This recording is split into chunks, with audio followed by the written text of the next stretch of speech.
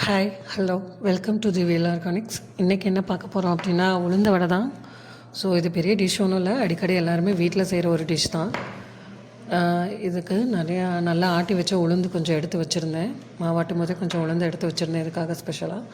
So இதில் கொஞ்சம் அரிசி மாவு, சால்ட்டு, அதுக்கப்புறம் பொடியாக நறுக்கின வெங்காயம், பச்சை மிளகா, கருவேப்பிலை, கொத்தமல்லி எல்லாம் போட்டு நல்லா மிக்ஸ் பண்ணிக்கணும். இதில் கொஞ்சம் மிளகும் நான் போடுவேன். தம்பி சாப்பிட்றதுனால நான் அதிகமாக மிளகு போடுறதில்ல. இப்போது கம்மியான ஆயிலில் பொரிச்சு எடுக்கிறது ரொம்பவே நல்லது தான். ஸோ ஆயில் யூஸ் பண்ணும்போது இந்த மாதிரி பொரிக்கிற ஐட்டமுக்கு கொஞ்சம் கம்மியாகவே வச்சு யூஸ் பண்ணுங்கள். பொரிக்கும் போதே உங்களுக்கு தெரியும் எண்ணெய் ரொம்ப இழுத்துச்சு அப்படின்னா நீங்கள் இந்த உளுந்து மாவோட கொஞ்சம் அரிசி மாவு எக்ஸஸாக போட்டு கொஞ்சம் மேக்கப் பண்ணிக்கலாம்.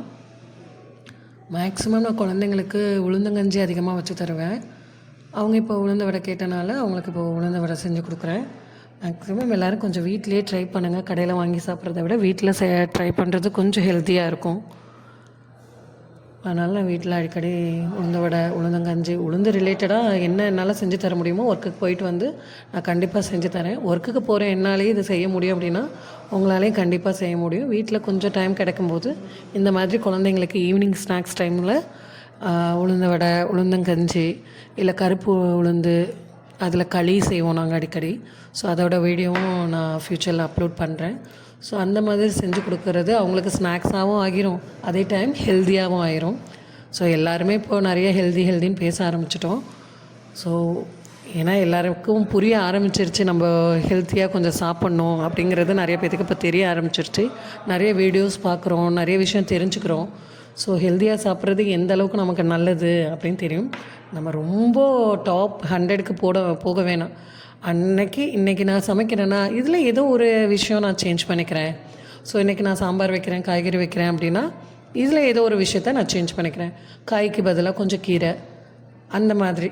ஸோ இன்றைக்கி நான் ஹெல்த்தியாக என்ன செஞ்சேன் அப்படின்னா இன்றைக்கி உளுந்து நான் குழந்தைக்கு கொடுத்துருக்கேன். ஸோ அதே ஒரு ஹெல்த்தியான ஒரு ஐட்டமாக போயிடுது. ஸோ நாளைக்கு சமைக்கும்போது வேறு ஏதாச்சும் அவனுக்கு ஒரு ஹெல்த்தியாக கொடுக்க ட்ரை பண்ணுவேன். ஸோ டெய்லி நீங்களுமே இதே மாதிரி ஹெல்த்தியாக ஏதாச்சும் குழந்தைங்களுக்கு கொடுக்க ட்ரை பண்ணுங்கள். கண்டிப்பாக உங்களாலையும் கொடுக்க முடியும். இது எனக்கு மட்டும் அப்படின்னா நான் யோசிக்க மாட்டேன். இப்போ நம்மளை நம்பி ஒரு பேபி இருக்கனால அவங்களுக்கு கண்டிப்பாக நம்ம ஹெல்த்தியாக கொடுக்கணும் அப்படிங்கிறதுல ரொம்ப கான்ஷியஸாக இருக்கனால கண்டிப்பாக ட்ரை பண்ணுறேன். எனக்கும் கொஞ்சம் ஒர்க்குக்கு போயிட்டு வந்து இது கொஞ்சம் கஷ்டமாக தான் இருக்கும். இருந்தாலும் அவங்கள பார்க்கும்போது இவங்களுக்காக செய்யலைன்னா வேறு யாருக்காக நம்ம செய்ய போகிறோம் அப்படின்னு சொல்லிட்டு அவங்களுக்காக செய்ய ஆரம்பிச்சிருவோம். படத்தில் சொல்கிற மாதிரி தவம் இருந்து புத்த பிள்ளைங்க அப்படிங்கிறப்போ குழந்தை கிடைக்கிற வரைக்கும் நம்ம என்ன செய்வோம், குழந்தை வேணுமோ. ஸோ அந்த குழந்தை கிடச்சதுக்கப்புறம் அவங்கள ஹெல்த்தியாக பார்த்துக்கிற ரெஸ்பான்சிபிலிட்டி நம்மளோடது இல்லையா. ஸோ எங்கள் அம்மா என்னைய ரொம்ப ஹெல்த்தியாக பார்த்துக்கிறாங்க. அதை கம்பேர் பண்ணும்போது என் பையனுக்கு நான் கம்மி தான். இன்னும் ஹெல்த்தியாக கொடுக்கணும்னு நான் நினைக்கிறேன். ஸோ கொடுத்துட்டும் இருக்கேன், ட்ரை பண்ணுறேன். ஸோ நீங்களும் ஹெல்த்தியாக கொடுக்க இன்றைக்கி இருந்தே ஸ்டார்ட் பண்ணுங்கள். தேங்க்யூ.